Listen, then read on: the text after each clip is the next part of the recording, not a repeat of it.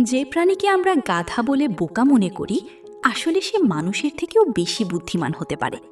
আমরা ছোটবেলা থেকে শুনে আসছি যে গাধা মানেই বোকা, কিন্তু সত্যিটা হলো গাধা আসলে বোকা নয়, বরং খুব চিন্তা ভাবনা করে সিদ্ধান্ত নেওয়া একটি প্রাণী।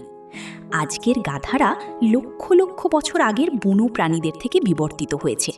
এদের পূর্বপুরুষরা আফ্রিকার শুষ্ক ও বিপজ্জনক এলাকায় থাকত, যেখানে বেঁচে থাকা সহজ ছিল না। তাই গাধারা নিজেদের বিবর্তিত করে শক্তিশালী শরীর, শক্ত চামড়া এবং সঠিক সময়ে সঠিক সিদ্ধান্ত নেওয়ার ক্ষমতা তৈরি করেছে।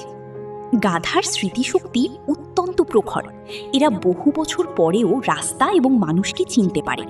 এরা চিন্তাভাবনা না করে কোনো ঝুঁকি নেয় না।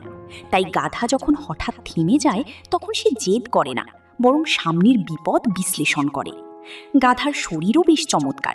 সে নিজের ওজনের চেয়ে অনেক গুণ বেশি ভার বহন করতে পারে এবং কঠিন রাস্তায় ভারসাম্য বজায় রাখতে পারে। এদের সহনশীলতা এতই বেশি যে দীর্ঘক্ষণ ক্লান্ত না হয়ে কাজ করতে পারে।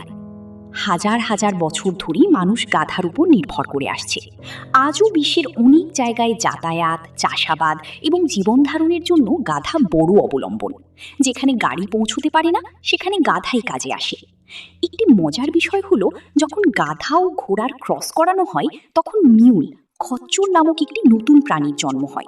এই মিউল তার বাবা মায়ের চেয়েও বেশি শক্তিশালী ও বুদ্ধিমান হয়। কিন্তু অবাক করার মতো বিষয় হলো, মিউল প্রায় সবসময়ই ইনফার্টাইল বা প্রজননে অক্ষম হয়। কারণ গাধার ৬২টি এবং ঘোড়ার ৬৪টি ক্রোমোজোম থাকে। ফলে মিউলের হয় ৬৩টি ক্রোমোজোম, যা সঠিক জোড়া তৈরি করতে পারে না এবং প্রজনন অসম্ভব হয়ে পড়ে। তাই যে প্রাণীকে আমরা বোকা ভাবি, সে আসলে বুদ্ধিমান, শক্তিশালী এবং মানুষের জন্য অত্যন্ত প্রয়োজনীয়। হয়তো সমস্যাটি গাধার মধ্যে নয়, বরং আমাদের দৃষ্টিভঙ্গিতে।